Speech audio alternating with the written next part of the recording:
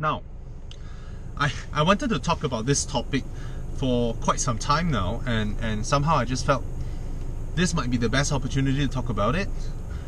There are many people out there who are, especially financial analysts, financial advisors, consultants. You're all just stupid because you guys are trying to tell people that cars are an asset, and because it's an asset, it depreciates. Hence, cars is something that you shouldn't be buying. But you're completely wrong. You know why? When the car industry now is progressing into the actual way of how they should have been all this while, which is leasing. You look, Polestar just announced that their cars,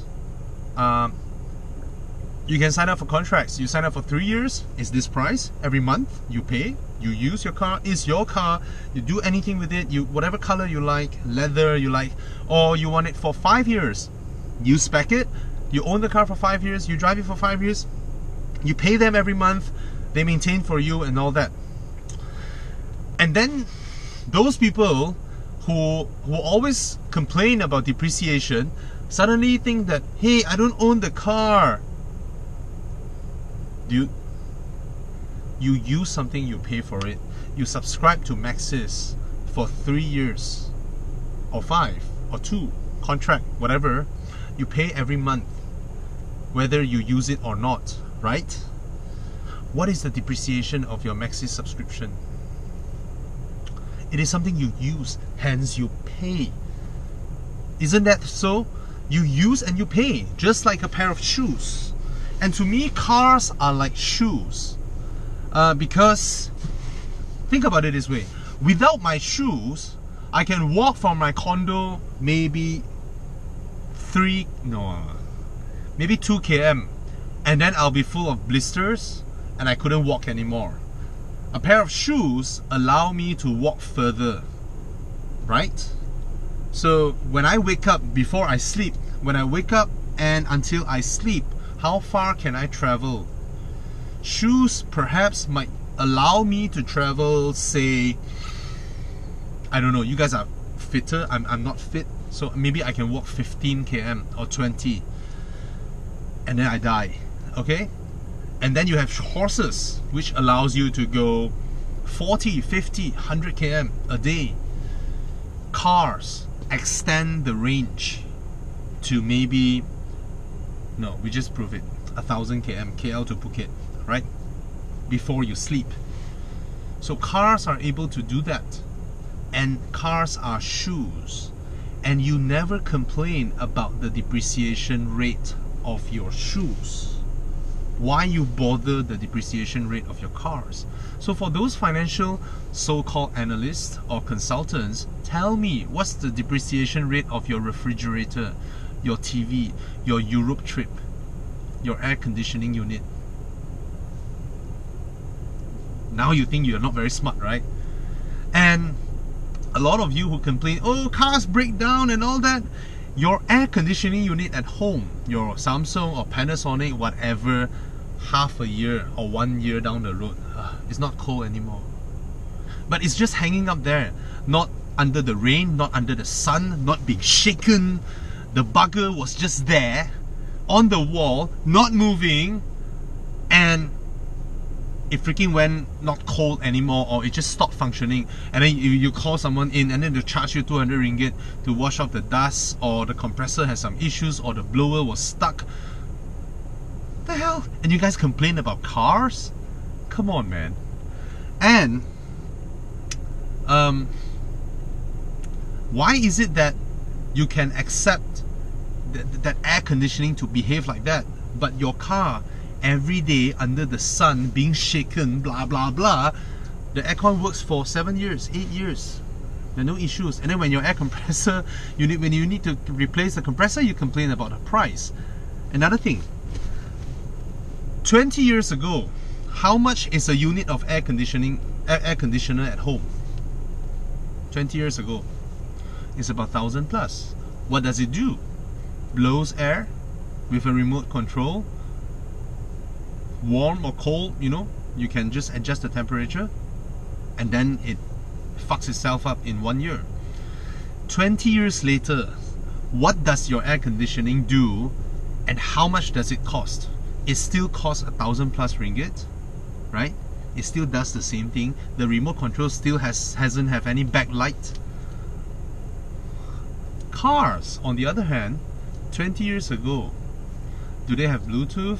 Do they have infotainment screens, airbags all around, LCD screen, go anywhere, do anything you like? They don't. And look at cars now. Start, stop, keyless entry, automatic wipers, blah blah. And they're cheaper to buy. So tell me, how is car a bad investment? Something that improves every year, every 5 years, leaps and bounds, and your stupid air conditioning still does the same thing 20 years ago and 20 years now. Now back to the topic of shoes. I actually, just to make a point, alright? Sorry, these are my shoes. This may be a pair of, this may be the Toyota Camry, okay? They look pretty decent. You can bring them to any function, and they look alright. They look alright, but you can't do any sports stuff, or you know, bring them to too rough a place, because they won't last if you do rough stuffs with them. I mean, they're practical. There's nothing much will go wrong with a pair of shoes, right? There's nothing much that will go wrong with them. And these are basketball shoes, right? You can go do sports with them and all that, but sorry, yeah, and they're very grippy, so it's good for sports. These are sports shoes. These are driving shoes, right? So these are driving shoes. You see the rounded back here. So they all serve different purposes, just like cars, right? You have sports cars, you have executive cars, you have whatever. Now this is, I think the best equivalent to this, right, might be the Hyundai Veloster, because it looks like it can do something. It looks sporty, but it is the only pair of shoe, and it's from Adidas actually, that I bought, and after I received it, I wore it for one time and I just leave it because it's utterly useless. It looks fantastic, but it's useless. It's good looking. It has all this, wow, like seat belt type material going on there, but the whole construction of the shoe is so flimsy, it is so cheap, and it is so warm, it doesn't even breathe. It's a pair of cheaply made, stupid pair of Adidas that is just horrible. It is a horrible pair of shoe that they look good, but they're not comfortable. You can't do sport with it, you can't do shit with it, you can't do anything with it. That is this.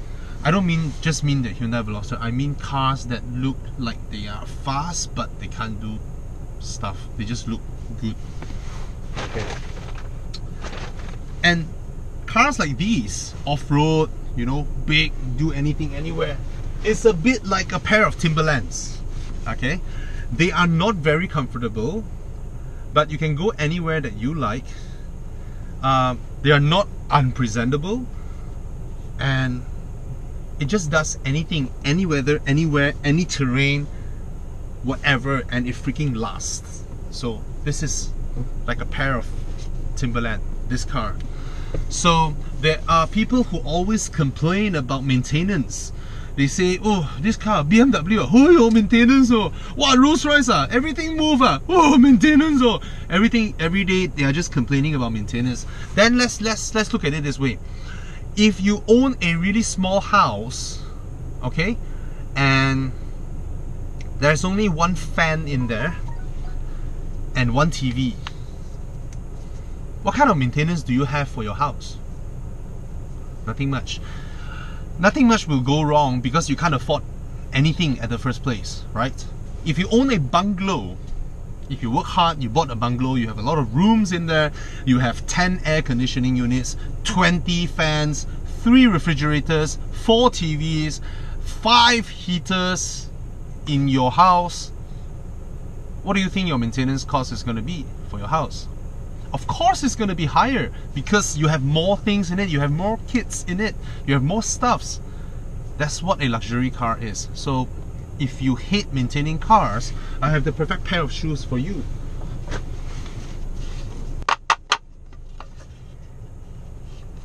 Nothing much will go wrong.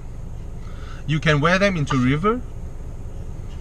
You can go anywhere you like. You can go Mid Valley if you like. Alright? And nothing much will go wrong after 10-15 years because there's nothing to maintain. There's no skin to take care of, you know, leather, creams and all that. Buy a car like that and you have zero maintenance.